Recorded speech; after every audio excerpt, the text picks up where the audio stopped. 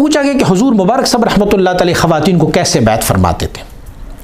حضور مبارک صاحب رحمۃ اللہ تعالی کو ہم نے دیکھا ہے، ہم ان کے اولاد ہیں، ہم نے دیکھا کہ حضور مبارک صاحب خواتین کو کیسے بیعت فرمایا کرتے تھے۔ حضور مبارک صاحب رحمۃ اللہ تعالی کسی بھی جس کا چہرہ کھلا ہوتا تھا، بغیر حجاب کی ہوتی تھی، اس کو اپنی کمرے میں اجازت نہیں تھی کہ آپ کے حضور مبارک صاحب رحمۃ اللہ تعالی کے پاس اپنی 4 ازواج مطہرات بیٹھا کرتی تھی،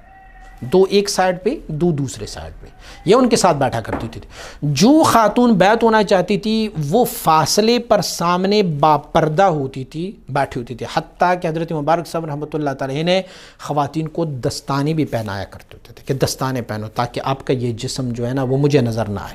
اور پھر سامنے بٹھاتے ان کو کچھ فاصلے پر۔ حضور مبارک صاحب رحمۃ اللہ تعالی اپنا چادر یا اپنی چھڑی عصا ان کو پکڑواتے اور وہ وہاں پر پکڑتے، اور پھر حضور مبارک صاحب رحمۃ اللہ تعالی ان کو کلمات فرماتے،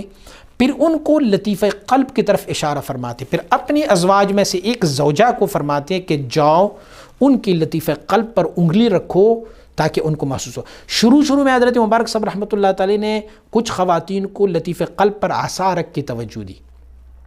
بتایا کہ یہ لطیفہ قلب ہے، یہاں پر ذکر کرو، لیکن بعد میں حضور مبارک صاحب رحمۃ اللہ تعالی نے اس سے بھی اجتناب فرمایا کہ یہ عصا جو ہے یہ بھی ان کے جسم سے جب لگ جاتا ہے تو یہ عصا نرم لگ جاتی ہے، تو اسی لیے یہ بھی میرے لیے جائز نہیں ہے۔ تو حضور مبارک صاحب رحمۃ اللہ تعالی پھر اپنی عصا سے بھی نہیں، اپنی ازواج میں سے کسی زوجہ کو فرماتے کہ جا کے ان کو لطیفہ قلب پر انگلی رکھو، جگہ بتاؤ، پوائنٹ بتاؤ کہ یہ لطیفہ قلب ہے، اور پھر حضور مبارک صاحب رحمۃ اللہ تعالی ان کو توجہ فرماتے۔ اچھا، حضور مبارک صاحب رحمۃ اللہ تعالی جب بھی خواتین کی کسی محفل میں بیٹھ جاتے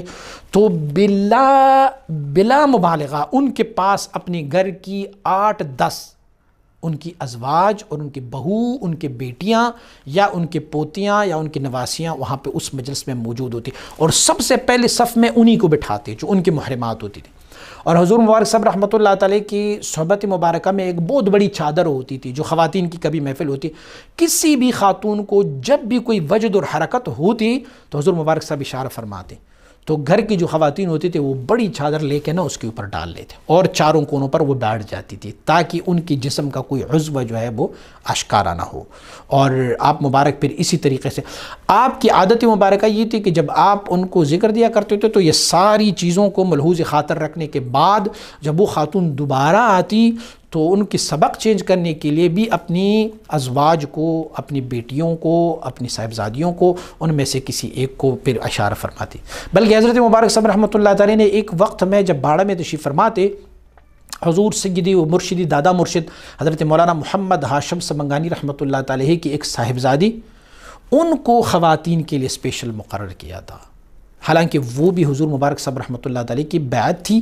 اور ابھی بھی حیات ہیں، تو حضور مبارک صاحب رحمۃ اللہ تعالی نے خواتین کی تعلیم و تربیت اور ذکر و اذکار اور اسباق تبدیل کرنے کے لیے انہی کو منتخب کیا ہوا تھا۔ بس خواتین پھر اس وقت صرف حضرت مبارک صاحب رحمۃ اللہ تعالی کی زیارت کے لیے آتی،